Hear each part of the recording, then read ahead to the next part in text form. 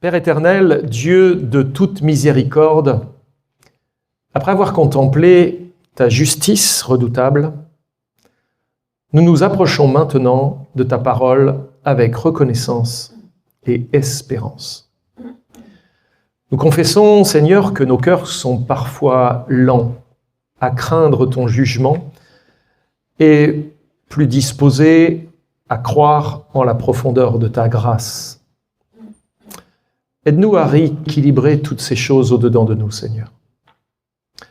Ouvre nos yeux afin que nous discernions dans ce texte que nous allons parcourir ce matin la richesse de ta compassion révélée en Jésus-Christ. Que ton esprit ranime notre mémoire spirituelle, affermisse notre foi et nous conduise à une adoration reconnaissante. Et c'est par Jésus-Christ, notre Rédempteur et notre espérance, que je te prie. Amen. Donc nous sommes toujours dans le livre du prophète Ésaïe, au chapitre 63, dans la suite de ce qu'on a démarré la dernière fois.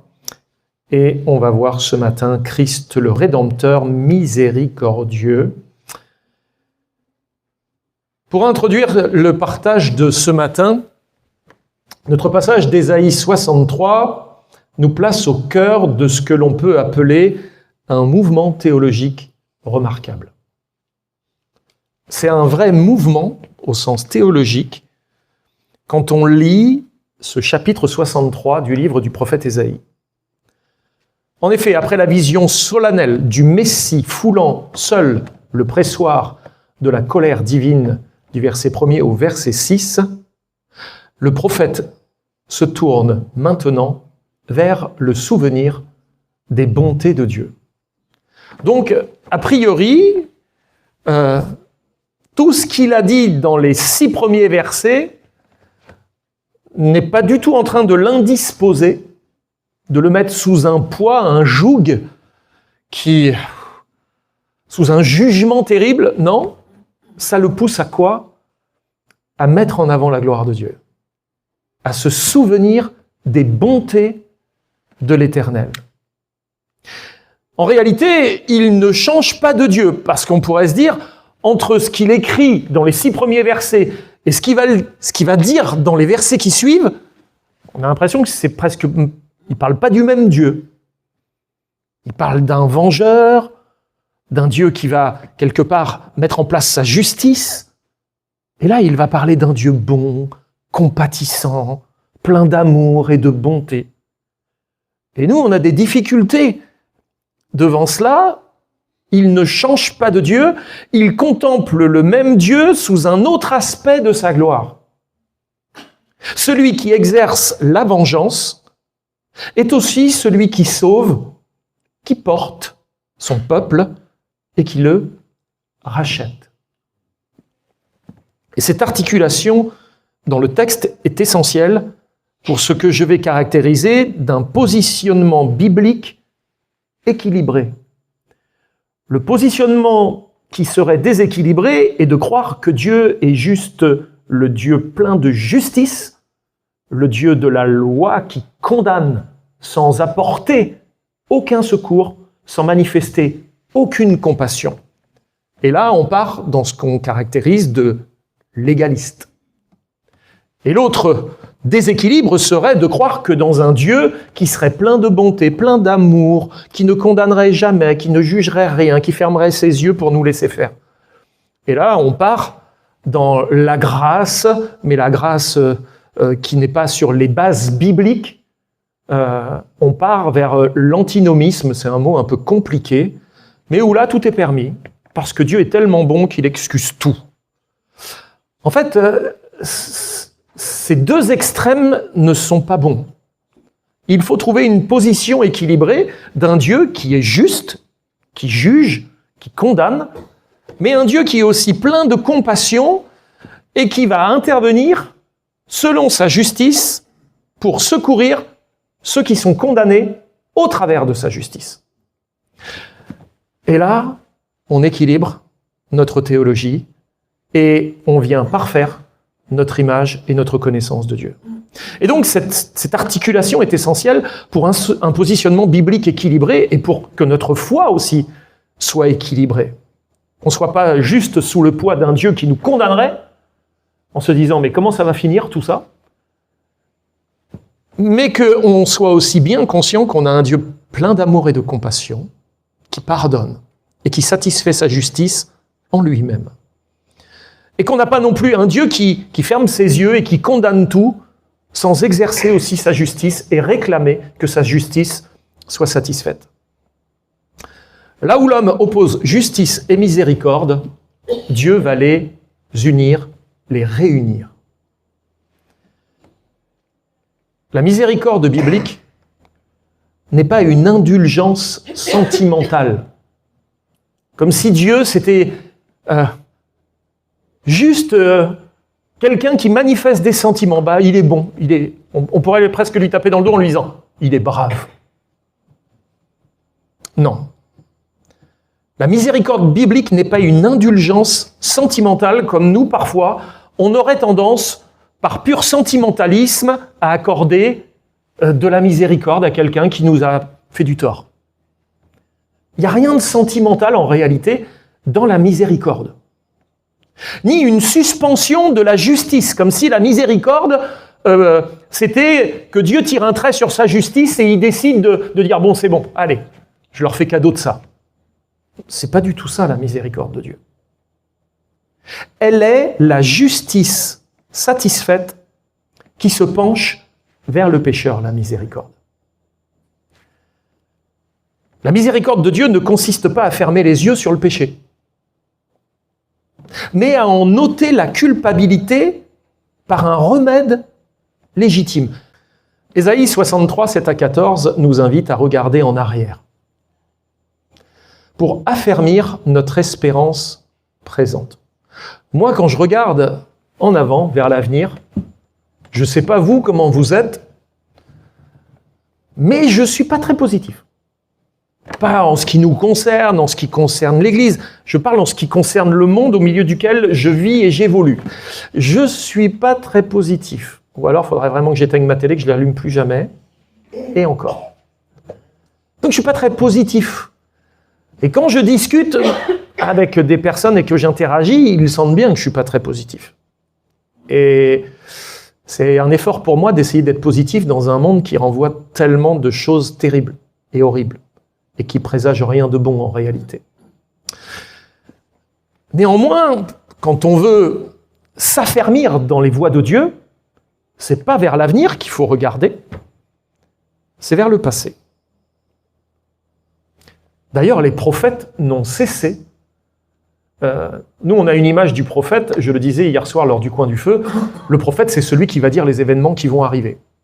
Bah, en vérité, les prophètes ont dit des événements qui allaient arriver, mais ils n'ont pas passé leur ministère entier à dire des événements qui allaient arriver. Ils ont beaucoup enseigné qui était Dieu, et beaucoup dit « Israël, souviens-toi ». Ils annonçaient au peuple de se rappeler de ce qu'ils avaient vécu avec Dieu. Souviens-toi le jour où il t'a fait sortir d'Égypte. De quelle manière il est interdit. Rappelle-toi mon peuple. Souviens-toi mon peuple. Les prophètes n'arrêtaient pas de dire au peuple, mais regardez comment Dieu a agi. Et on a besoin dans nos vies de regarder comment Dieu est intervenu dans le passé. Et surtout de ne pas oublier ça. Il est dit de Marie qu'elle repassait sur son cœur toutes les bénédictions qu'elle avait vécues. Et si elle le faisait, c'est qu'il y avait un intérêt à le faire. Je ne sais pas si vous êtes des gens qui gardez le souvenir de votre passé ou est-ce qu'il s'efface au fur et à mesure que les jours passent. Mais si ça s'efface, écrivez, notez, pour arriver à vous rappeler les grâces et les bénédictions de Dieu. Et puis faites un peu de tri, un peu... quand vous êtes en train de vous rappeler des choses, il y a des choses, il faut concrètement les mettre à la déchetterie, des pensées qui, franchement, on ferait mieux de les oublier. Et puis il y en a d'autres, il faut vraiment les conserver et se les rappeler souvent. Et en rappelant les œuvres passées de Dieu, le prophète est en train de confesser une vérité intemporelle. La miséricorde de Dieu est fidèle. Il faut associer les deux. La miséricorde de Dieu est fidèle, souveraine et persévérante. C'est pas une miséricorde qui va se faire à un moment donné, puis après on n'est pas sûr que ça va continuer, la miséricorde de Dieu. Mais elle est fidèle, souveraine et persévérante. Et elle trouve son accomplissement parfait en Jésus-Christ. Le premier point que j'aimerais voir avec vous ce matin, c'est la mémoire reconnaissante de la grâce. Au verset 7, il est écrit « Je publierai les grâces de l'Éternel, les louanges de l'Éternel, d'après tout ce que l'Éternel a fait pour nous. Je dirai sa grande bonté envers la maison d'Israël, qu'il a traitée selon ses compassions et la richesse de son amour. » Et donc le verset 7 s'ouvre sur une décision volontaire du prophète. Je publierai. Je vais faire ça. Je m'engage à publier les grâces de l'Éternel, les louanges de l'Éternel, d'après tout ce qu'il a fait pour nous. Le mot en hébreu pour publier, c'est zakar, c'est je rappellerai aussi. Je publierai, je ferai savoir ce que l'Éternel a fait. La foi biblique n'est pas une émotion spontanée, mais un acte spirituel conscient. Parfois, on va mettre la foi au milieu de nos émotions, ou en certaines circonstances, la foi va jaillir comme une émotion jaillit. Mais la foi n'est pas une émotion. C'est un acte spirituel conscient. Et la foi ne doit pas se manifester que dans certaines circonstances. Elle doit se manifester dans toutes les circonstances de notre vie. Même les moindres. Dans nos joies, dans nos peines, dans nos conversations, dans notre travail, même dans notre temps de repos, confions-nous à l'Éternel. La foi, c'est un acte spirituel conscient. Et je devrais être plus en conscience de ce Dieu qui est le mien et de l'implication qu'il a au sein même de ma vie. Face à l'épreuve, au jugement annoncé, à la discipline divine, parce que c'est ça, qui est donc celui qui arrive de Botsra, et il est parlé d'un jugement, d'une discipline, d'un jour de colère. Face à ça, face à l'épreuve annoncée, à la discipline divine, le prophète fait quoi? Il tremble en regardant l'avenir, en se disant « mais ça va être terrible, ça va être terrible, ça va être terrible les gars, comment on va s'en sortir ?» Non, il regarde vers le passé et il choisit de se souvenir. Quand tu passes par la détresse et par la difficulté, regarde derrière toi, arrête de regarder devant, à essayer d'anticiper ce qui va arriver, comment ça va être difficile, comment ça va être dur, mais regardez derrière. Dieu a été fidèle. Jusque-là, il nous a secourus. Jusque-là, il a pourvu. Il nous a jamais délaissés. Il a été fidèle. J'ai toujours eu le pain sur ma table. Dieu va pourvoir. Il faut contraindre notre âme. Elle préfère... Moi, mon âme, je ne sais pas la vôtre, hein, je suis dans la confession ce matin. Mon âme aime bien s'inquiéter. La vôtre, non ? Vous êtes plutôt cool, rien ne vous angoisse, rien ne vous stresse. Moi, mon âme, waouh! Oh, mon âme! Pourquoi gémis-tu au-dedans de moi? Moi, j'aime bien cette manière d'écrire où celui qui écrit a l'air de parler à son âme. Vous parlez avec votre âme des fois, vous? Comme si c'était quelque chose de détaché de nous. C'est pas quelque chose de détaché de nous, mais c'est quelque chose à l'intérieur de nous. On devrait parfois lui donner des injonctions spirituelles. Mon âme, tais-toi. Mon âme, rassure-toi, tu as un grand Dieu. C'est quelque part se donner des leçons à soi-même, s'appliquer la parole à soi-même et de dire « Oh, arrête là! Arrête de t'inquiéter. Ne promène pas de regard inquiet, car je suis ton Dieu. Arrête, stop. Arrête. Regarde ce que Dieu a fait. Contemple ce qu'il a fait. N'a-t-il pas été fidèle? » Et le prophète choisit de se souvenir, de se rappeler. Une mémoire orientée vers Dieu et non vers l'homme. Quand vous allez rechercher des choses dans votre mémoire, c'est fait pour quoi? Est-ce que c'est fait pour vous souvenir de ce que Dieu a fait? Ou c'est pour vous souvenir de ce que votre femme a fait dans votre vie, ou de ce qu'elle n'a pas fait, de ce que votre mari a fait, ou de ce qu'il n'a pas fait? Des rancunes, on en a des souvenirs, on en a un paquet. Moi, j'ai des montagnes de souvenirs à l'intérieur de ma tête. Et franchement, il y en a certains, j'aurais envie qu'ils disparaissent.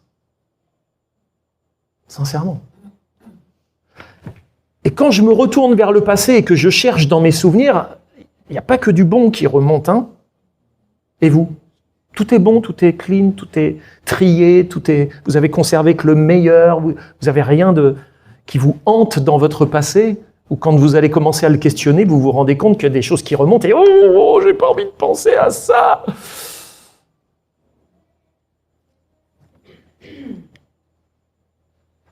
Il faut que nous orientons concrètement notre mémoire vers Dieu et arriver à trouver dans notre passé, dans la vie que nous avons vécue, les hauts faits de Dieu.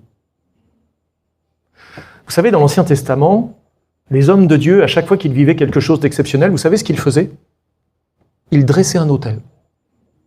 Et à chaque fois qu'ils repassaient à l'endroit où ils avaient dressé un autel, ça leur permettait de faire remonter leurs souvenirs. Des bonnes choses, des grandes délivrances de Dieu. Nous devrions dresser des autels spirituels dans nos vies qui nous permettent de faire remonter les hauts faits de Dieu. Est-ce que tu as tendance à dresser des autels à ce que Dieu a fait dans ta vie, ou est-ce que tu as tendance à dresser des autels à ce que les autres ont mal fait dans la tienne? Ou même à ce que toi, tu as mal fait. Ce qui t'amène à avoir des culpabilités sans jamais t'en sortir. Ésaïe ne rappelle ni les exploits d'Israël, ni même sa fidélité, ni ses progrès spirituels. Il ne rappelle que les bontés de l'Éternel. Je publierai les bontés de l'Éternel. Je ne publierai pas les hauts faits d'Israël, comment Israël a fait, dans telles circonstances. Non, il ne parle pas de ça. Tout est centré sur Dieu, sur ses œuvres, sur sa faveur, sur ses compassions, sur son amour abondant. Voilà ce qu'il fait ressortir. Et cette orientation, elle est fondamentale, elle est essentielle et doit être constamment recherchée. L'homme déchu a une mémoire sélective.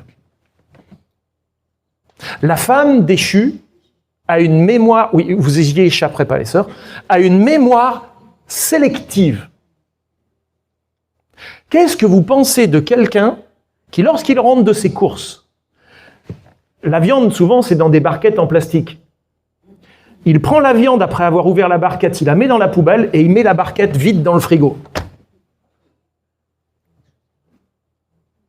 Il garde les déchets et il jette ce qui est bon.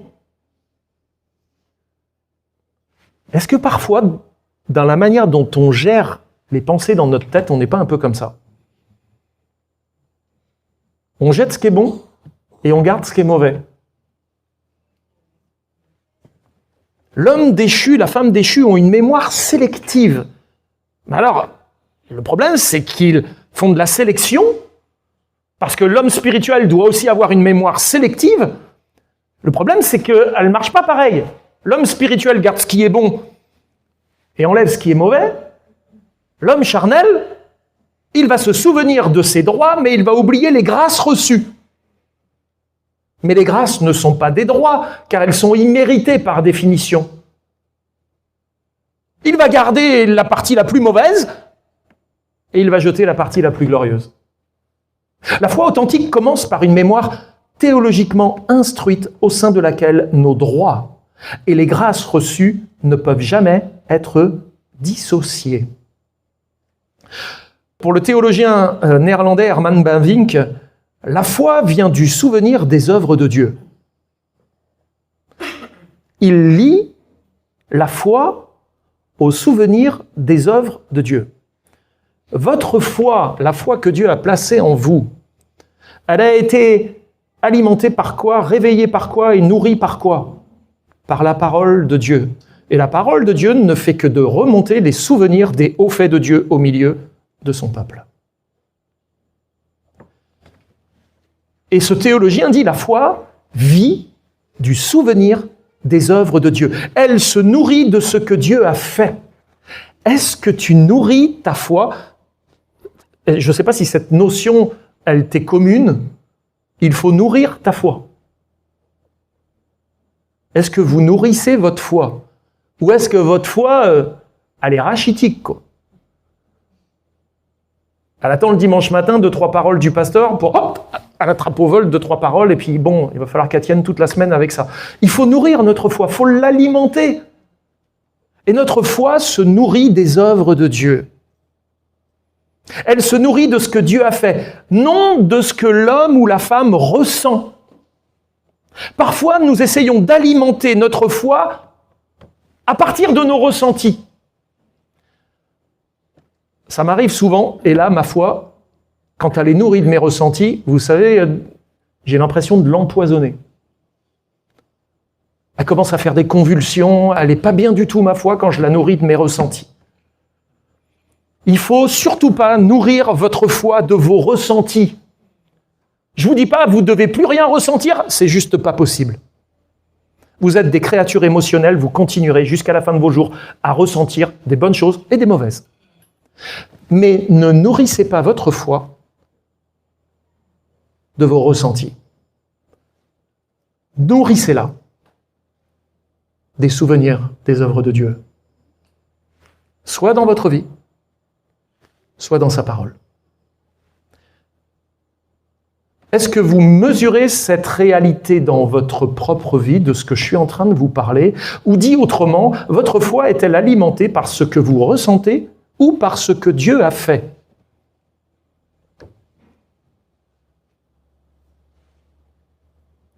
Je la redis parce que ça vaut la peine de bien la laisser rentrer. Est-ce que votre foi est alimentée par ce que vous ressentez? Ou est-ce qu'elle est alimentée par ce que Dieu a fait? C'est à vous de répondre. Je ne pourrais pas répondre pour vous. Une miséricorde enracinée dans l'alliance.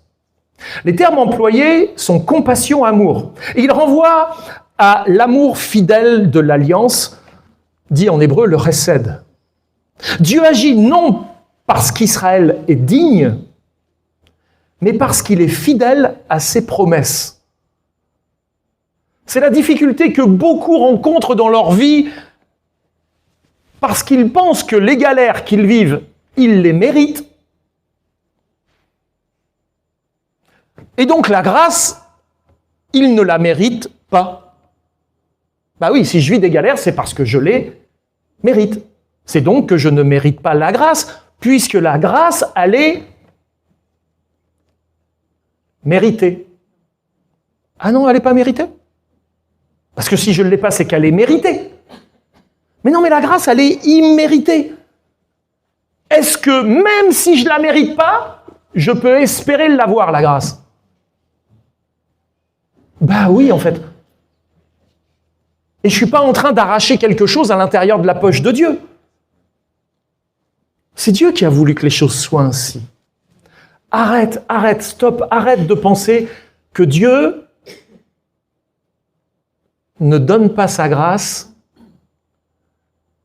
comme cela, et que pour que tu puisses la recevoir, il va falloir que tu correspondes à certains critères. Oublie ça. La grâce de Dieu, c'est juste par rapport à lui-même qu'il nous l'accorde, et jamais à nous-mêmes. Dieu n'agit pas parce qu'Israël est digne, mais parce qu'il est fidèle à ses promesses.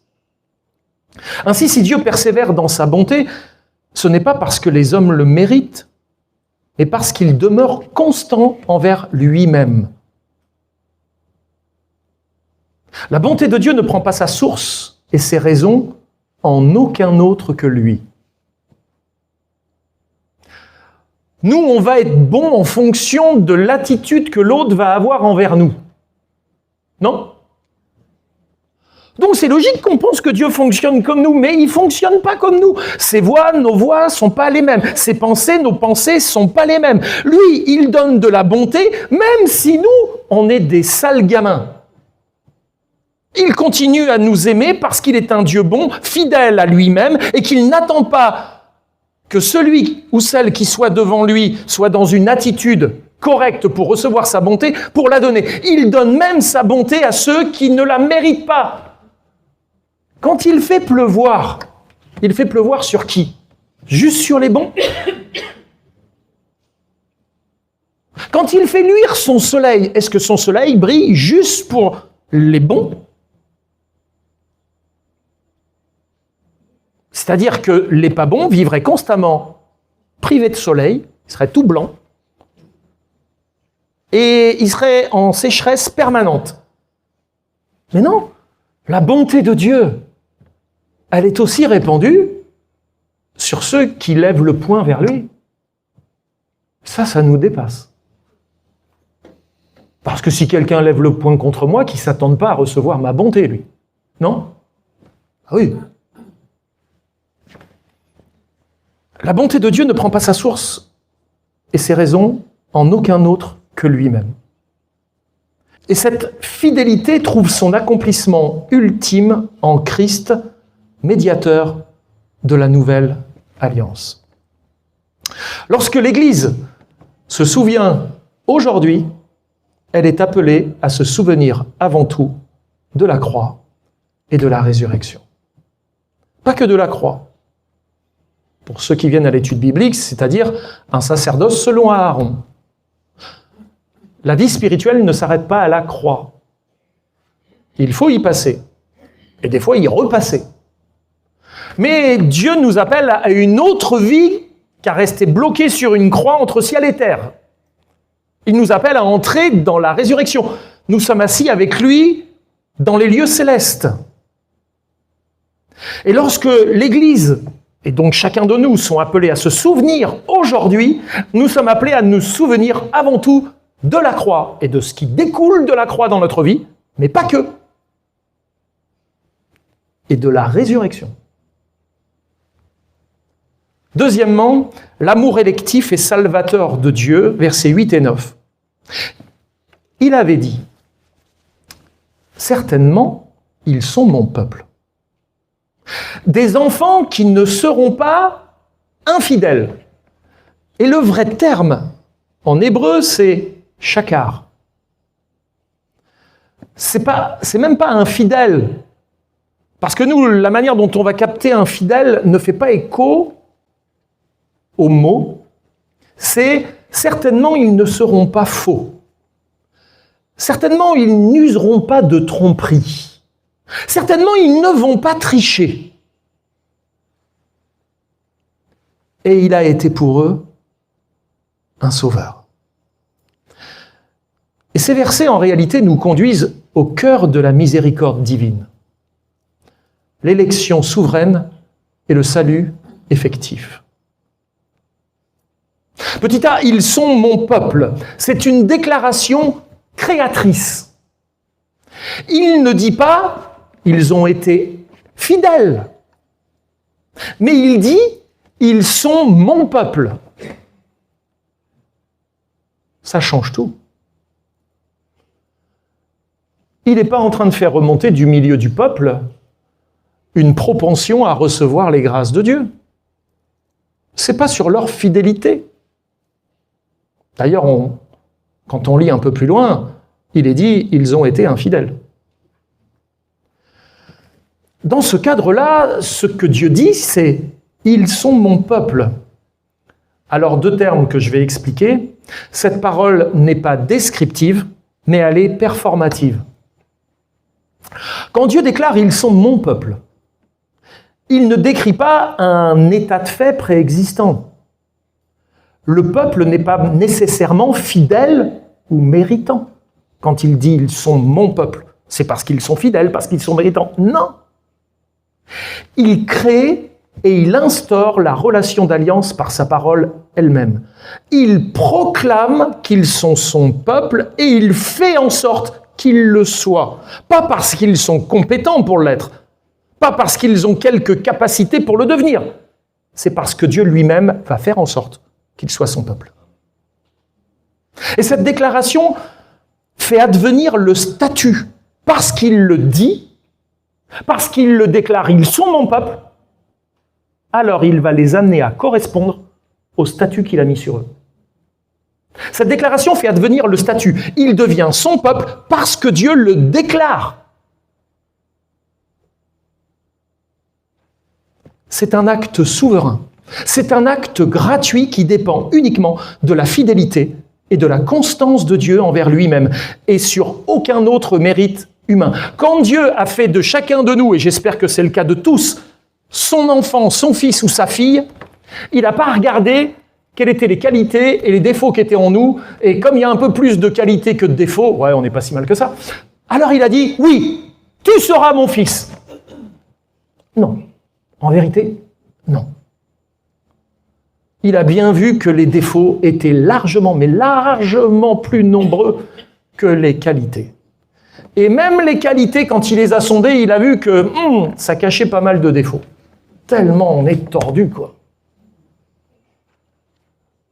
Et que notre bonté, on la manifeste quand il y a un intérêt à la manifester, mais on ne la donne pas à n'importe qui, qu'on est des méfiants. Ah oui, on a pris des leçons de la vie, on va pardonner de notre confiance à n'importe qui, etc. Waouh, comme on est tordu!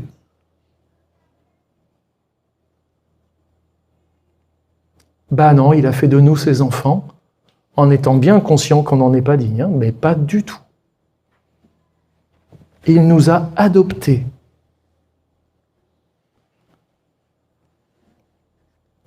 Cette déclaration fait advenir le statut, il devient son peuple parce que Dieu le déclare, c'est un acte souverain qui dépend uniquement de la fidélité et de la constance de Dieu envers lui-même.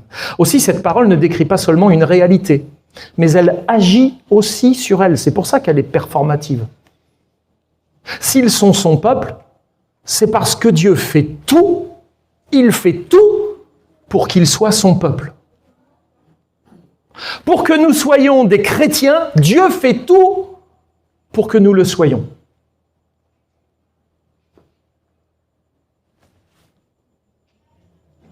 Amen.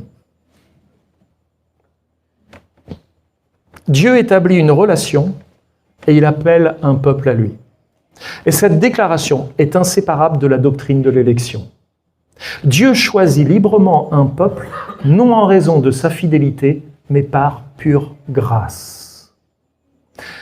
Louis Berkhoff va écrire dans sa théologie systématique que l'élection est la décision éternelle de Dieu par laquelle, selon sa volonté souveraine et sans tenir compte d'un quelconque mérite humain, il choisit certaines personnes pour recevoir sa grâce et le salut éternel. En résumé, dit-il, l'élection est le dessein éternel de Dieu de sauver certains êtres humains en Jésus-Christ et par lui.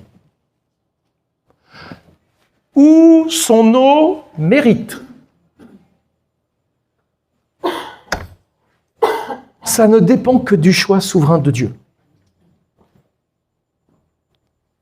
Moi, je suis tellement gêné par ça. Parce que quand je réfléchis à mon salut, je suis chrétien, Dieu a fait de moi son enfant. Mais Seigneur, la question qui suit, c'est pourquoi moi?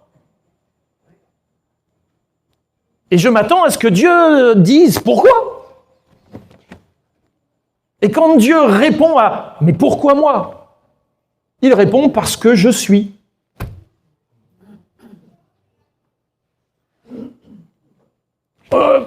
Mais t'es quoi? Ben, je suis bonté, je suis amour, je suis compassion, je suis miséricorde. Et puis des je suis, il peut en mettre une quantité infinie. Et je continue à apprendre qui est Dieu.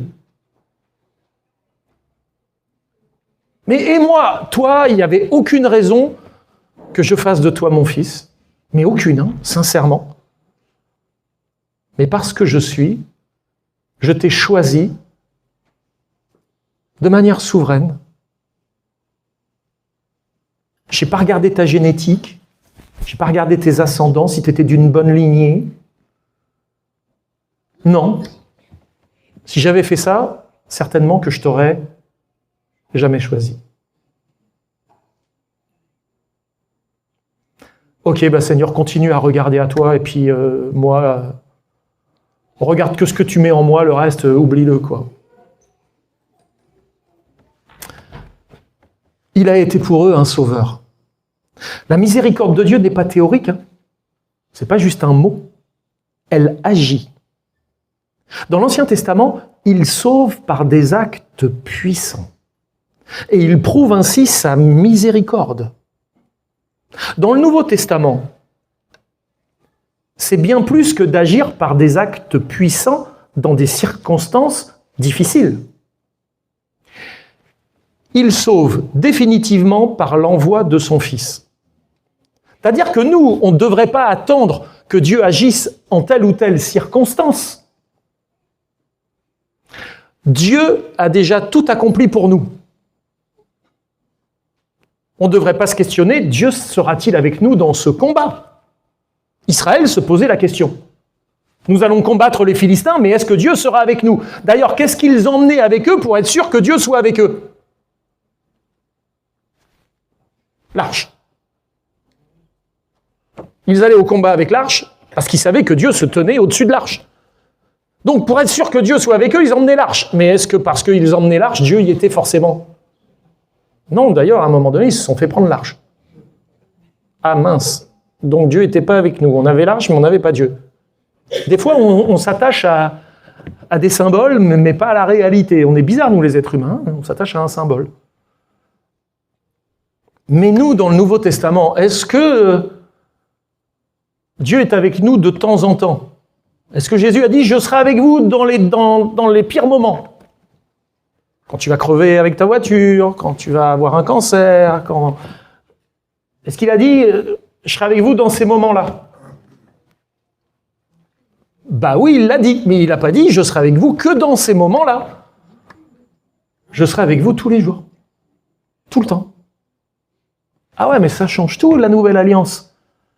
Dieu nous donne la garantie qu'il sera toujours avec nous, dans les bons, dans les mauvais jours, toujours, toujours, toujours.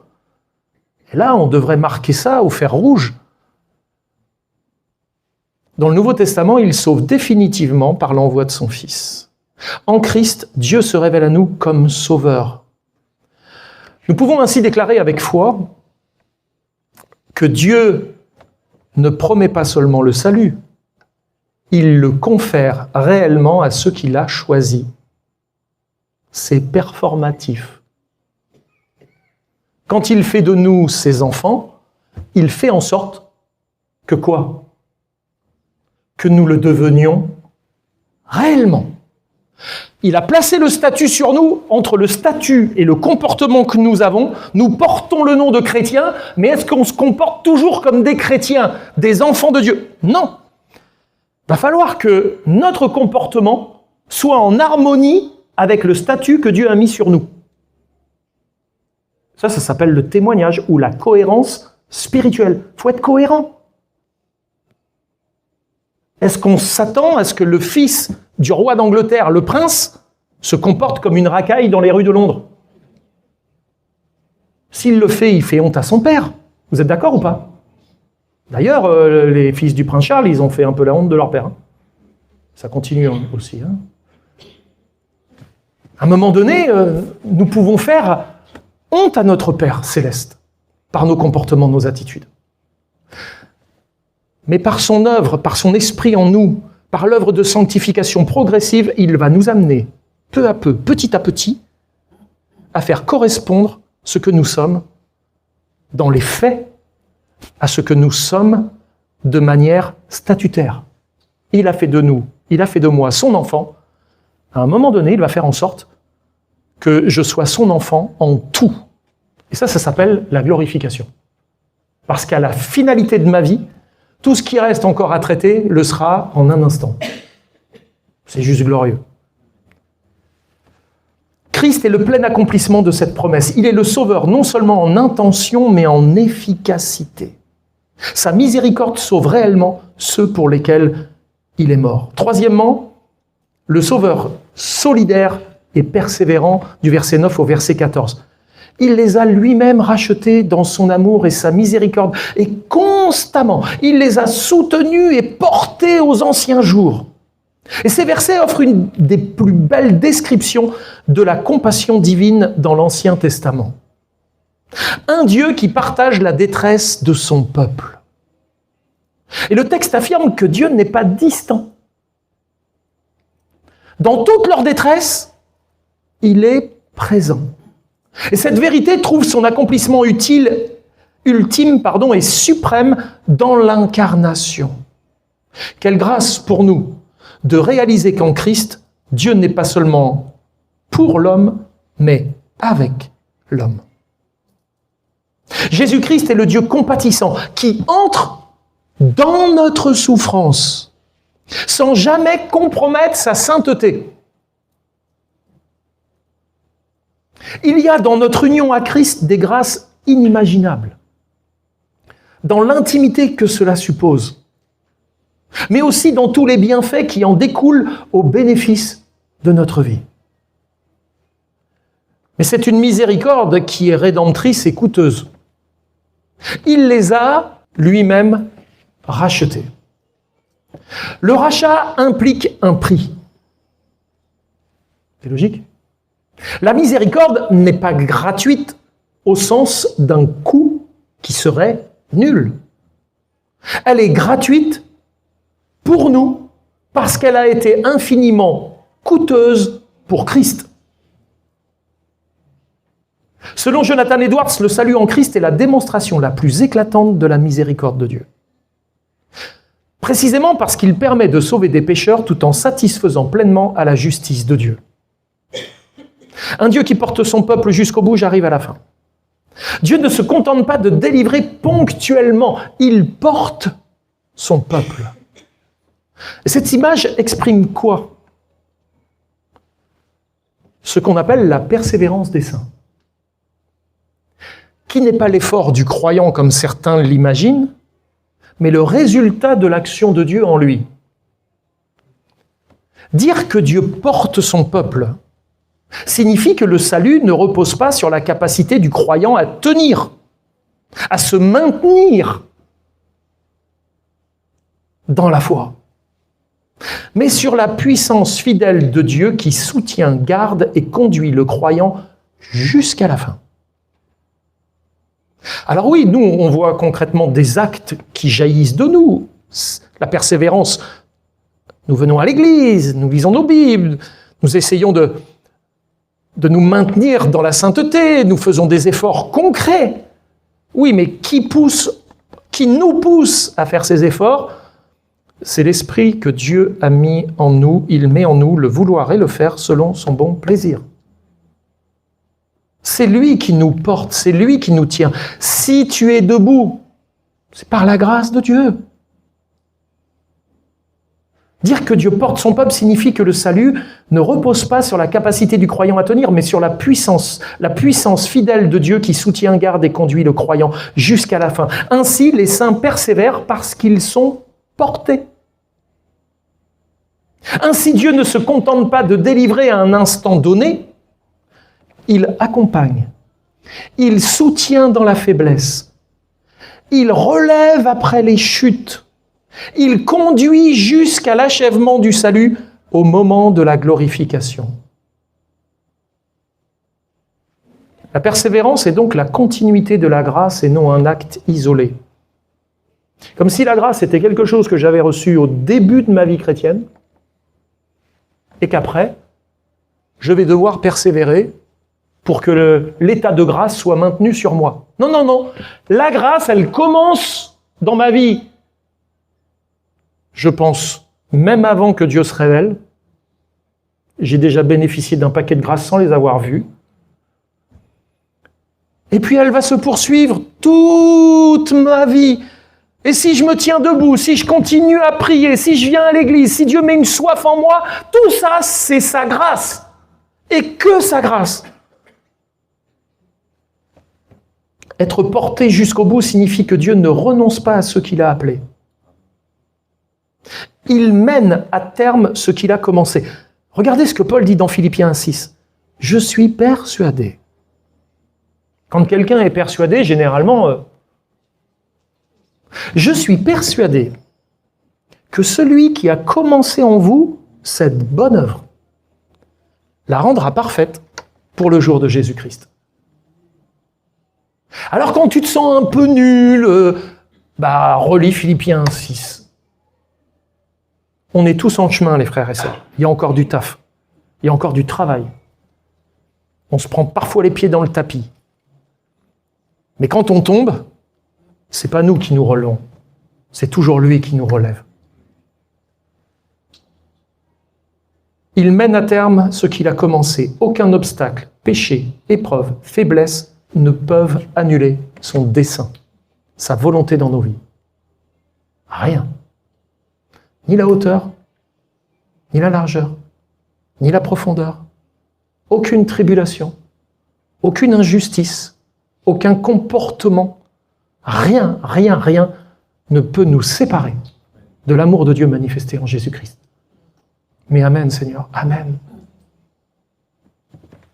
C'est bel et bien une assurance que nous recevons et qui est enracinée dans l'alliance, qui se repose essentiellement sur l'élection souveraine, l'œuvre accomplie de Christ, l'intercession permanente du Fils, le sceau et l'action de l'Esprit Saint.